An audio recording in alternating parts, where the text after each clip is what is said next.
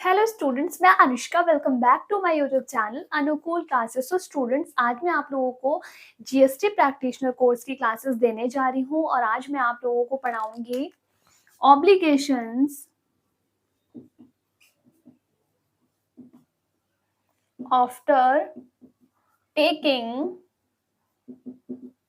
Voluntary registration.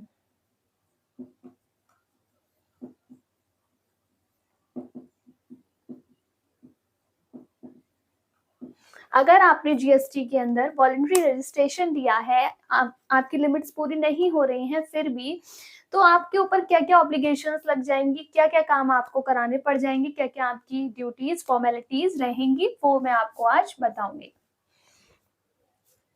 One by one सिखाऊंगी, आप लोग मेरे साथ नोट करते चले। पहला पॉइंट है filing returns. Filing returns students, अगर आपने जीएसटी में अपना रजिस्ट्रेशन करवा लिया है तो टाइम टू टाइम आपको अपनी रिटर्न्स फाइल करनी पड़ेंगी। ये एक आपकी जिम्मेदारी बन जाती है कि आप रिटर्न फाइल करें, क्योंकि आपने जीएसटी में अपना रजिस्ट्रेशन करवा लिया है। मेरे साथ साथ नोट करें आप लोग। रेगुलरली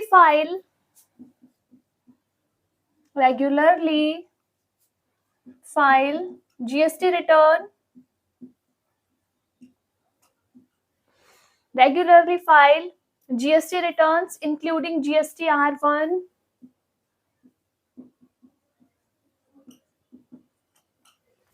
including GST R1,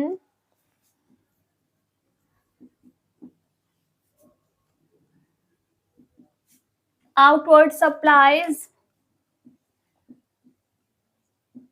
पहले नोट करिए, फिर मैं आप लोगों को समझाऊंगी।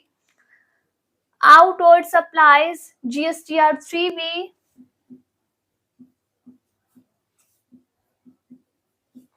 GSTR 3B summary return,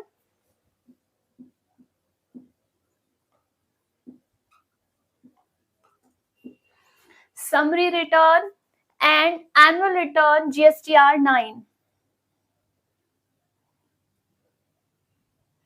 and annual return GSTR 9। Note कर लीजिए, फिर समझाती हूँ।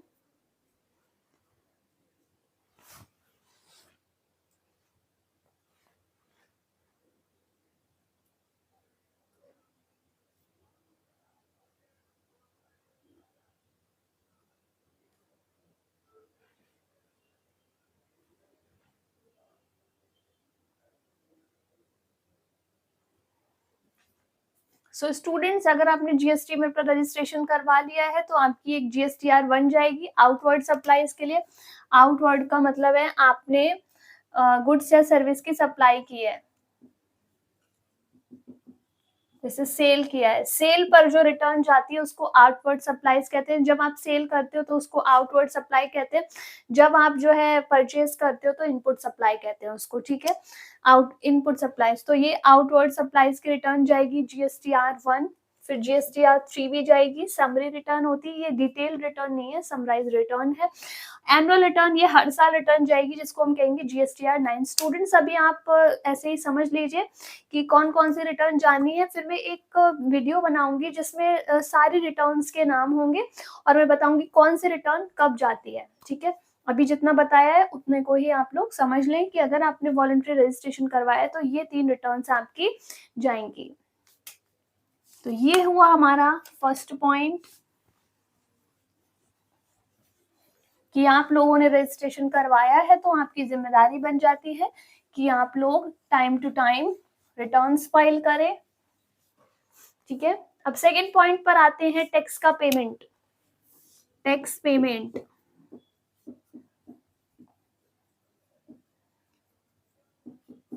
अगर आपने जीएसटी का रजिस्ट्रेशन करवा लिया है तो आपको जीएसटी पे भी करना पड़ेगा, आपकी लायबिलिटी बन जाएगी।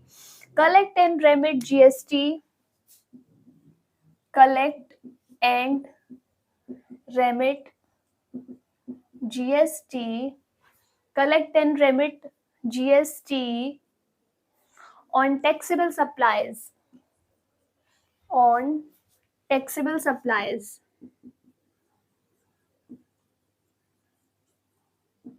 स्टूडेंट्स जो भी सप्लायर्स होते हैं वो टैक्स क्या करते हैं, कस्टमर्स से रिकवर करते हैं, फिर गवर्नमेंट को जमा करते हैं।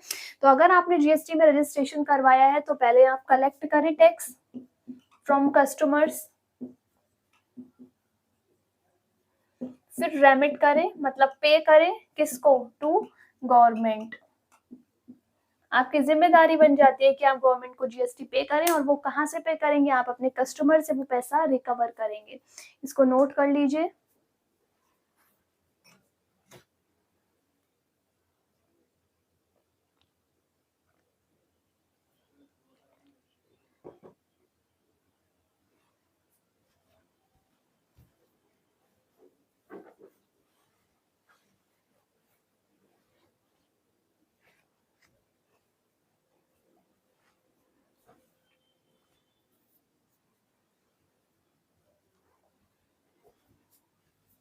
अगला पॉइंट है हमारा maintain records.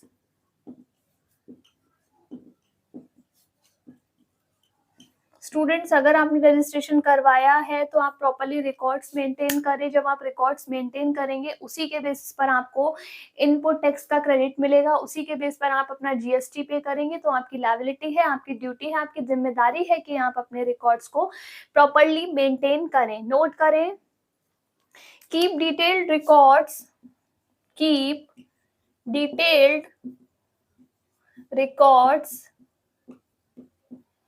keep detailed records of business transactions, of business transactions including sales, purchase, including sales, purchase and input tax credits, and input tax credits। कितनी आपने परचेज की, कितना उसको सेल किया, फिर आपको कितना क्रेडिट मिला, कितना क्रेडिट आपका बन रहा है, इन सब चीजों के प्रॉपर रिकॉर्ड्स मेंटेन करें। नोट कर लीजिए।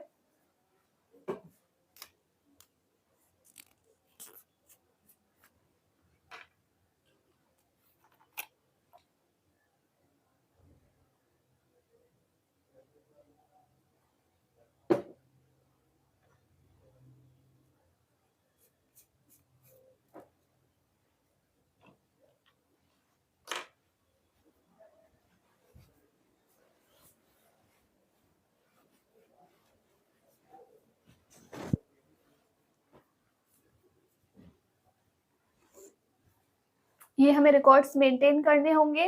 अब आप नोट करिए compliances.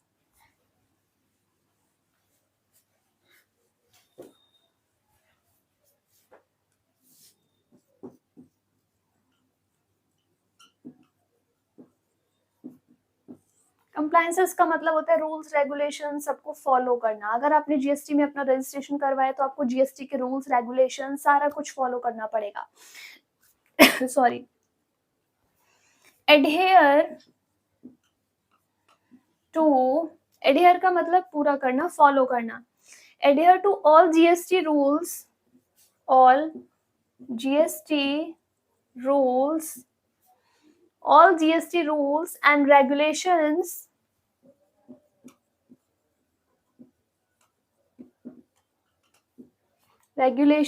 including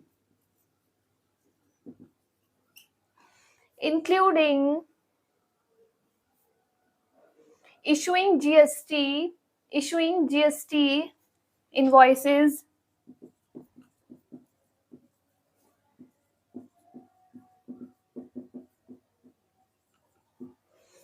issuing GST invoices and maintaining proper books of accounts, maintaining books of accounts।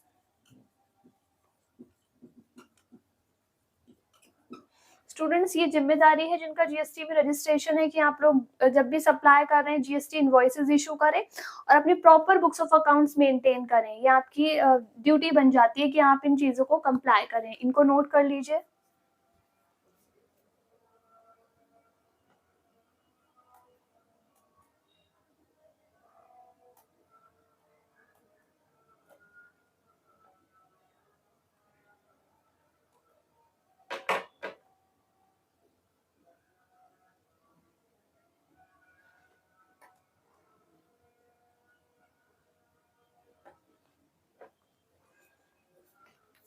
So students आज मैंने आपसे बात की कि अगर आपने वॉलंटरी रजिस्ट्रेशन ले लिया है जीएसटी में तो क्या-क्या आपकी ज़िम्मेदारी बन जाती है, क्या ऑब्लिगेशंस है, क्या-क्या चीज़ें आपको पूरी करनी पड़ेंगी। आई होप आप लोगों को अच्छे से समझ में आया होगा, नहीं आया है तो आप लोग मुझसे कमेंट बॉक्स में पूछ सकते हैं, मैं फिर से बता दूँगी आप लोगों को। ठीक है, आज की क्लास मैं यहीं पर ओवर करती हूँ, नेक्स्ट क्लास में मैं आपके साथ नए टॉपिक के साथ मिलती हूँ। So thank you so much guys.